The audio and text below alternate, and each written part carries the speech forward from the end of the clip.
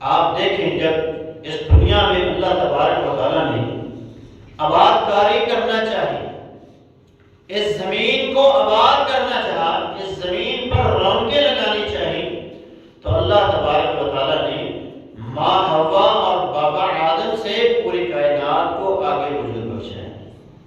اللہ قرآن مجید میں ارشاد فرماتا ہے وَبَثَّ مِنْهُمَا رِجَالًا كَثِيرًا وَنِسَاءً۔ ہر جمعے کو خطبے کے اندر یہ آیت آپ سنتے ہیں، نکاح کے موقع پر بھی یہ آیت پڑھی جاتی ہے۔ اس آیت کا یہ حصہ ہے سورہ نساء کی جو آیت پڑھی جاتی ہے کہ ان دونوں سے اللہ نے زمین کے اندر بہت زیادہ مرد پیدا کیے اور بہت زیادہ عورتیں پیدا کی، اور پھر جب وہ پیدائش کا سلسلہ شروع ہوا تو آگے ان کی شادیاں ہوتی گئیں اور ان کی اولاد اور نسل کا سلسلہ جاری و ساری۔ تو زمین کی آباد کاری